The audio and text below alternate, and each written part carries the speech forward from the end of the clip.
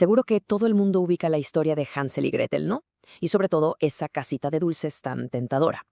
Pero, ¿qué tal si esa casa de jengibre no es nomás un invento de cuento de hadas? En realidad, es como el eco de una catástrofe, una de verdad. Un desastre climático que provocó una hambruna pero tan brutal, que la gente tuvo que tomar decisiones, bueno, impensables. Esta es la historia real, la historia oscura que se esconde detrás del cuento. Bien, el psicólogo Bruno Bettelheim lo dijo perfecto. La casa de dulces es una imagen que no se borra. Es el símbolo máximo de la tentación, sobre todo cuando no se tiene nada. Para Hansel y Gretel esa casa era todo lo que querían. Estar a salvo, calientitos y, lo más importante, tener comida. Pero como bien señala Bettelheim, caer en esa tentación, tenía un riesgo altísimo, un riesgo de muerte. Y justo esta es la pregunta que nos va a guiar en todo esto. ¿Qué pasaría si este cuento, que parece pura fantasía, fuera en realidad un recuerdo? Una especie de memoria colectiva que se fue pasando de boca en boca por siglos.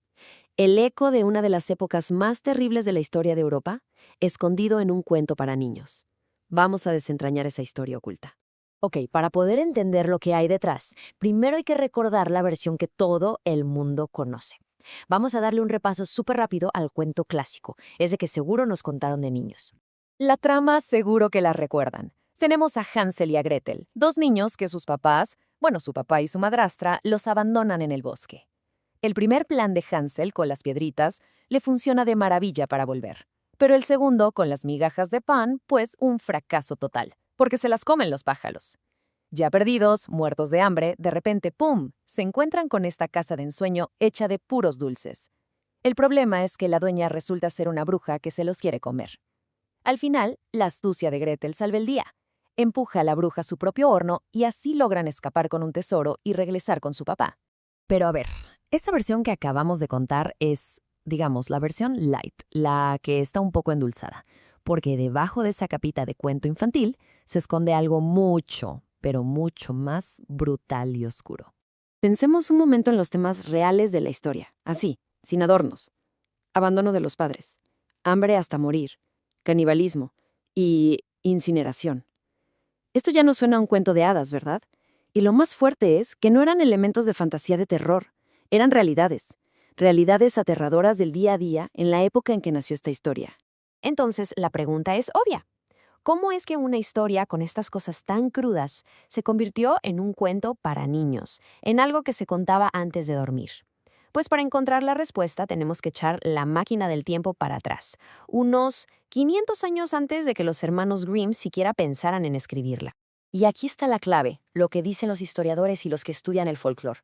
Hansel y Gretel no es un invento, es más bien una memoria popular, como un fantasma que se transmitió de forma oral, el recuerdo de una catástrofe climática de verdad, la gran hambruna. Y la conexión, la verdad, es impresionante. O sea, imaginen esto. Un evento terrible en el siglo XIV, la Gran Hambruna, da origen a historias que la gente se cuenta por casi 500 años.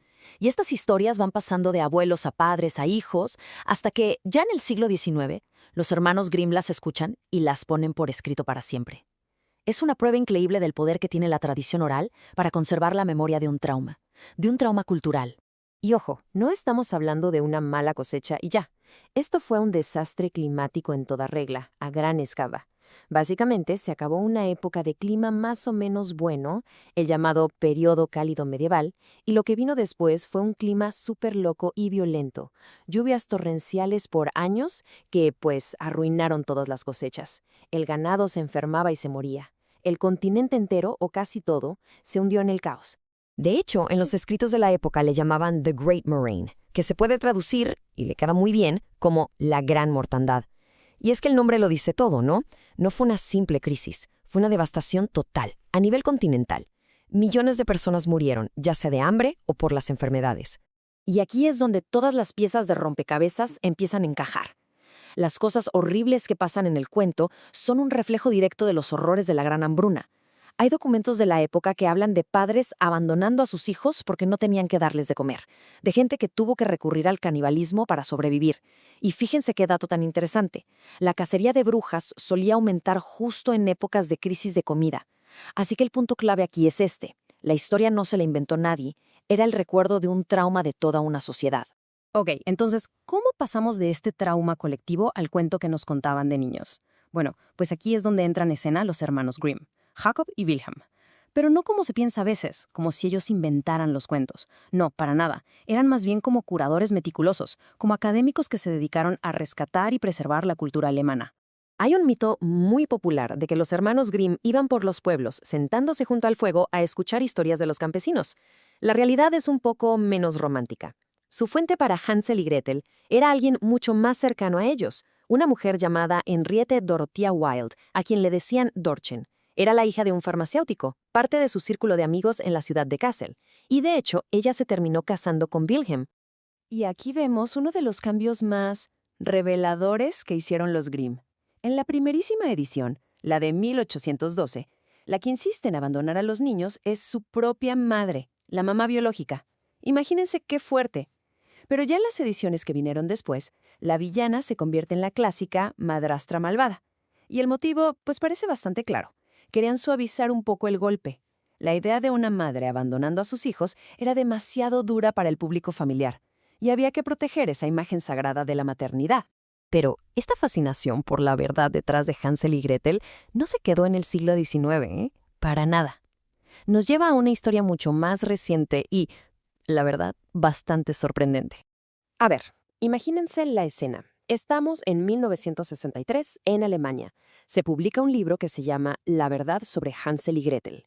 El autor, un supuesto arqueólogo aficionado, Georg Osseg, afirmaba que había encontrado el lugar real donde estuvo la casa de la bruja y que tenía pruebas, hasta restos de pan de jengibre. Bueno, el país se volvió loco. Fue una noticia enorme, salió en todos los medios.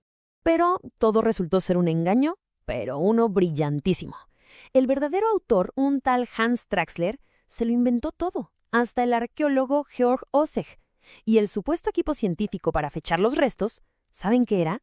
Literalmente una charola para hacer lasaña, unos frascos de especias y cables de tele viejos.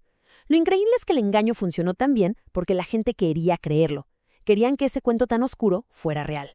Toda esta trayectoria de Hansel y Gretel, desde ser el recuerdo de un trauma medieval hasta un engaño moderno, nos revela algo súper importante. Los cuentos que se les cuentan a los niños no son nomás fantasía, son como archivos.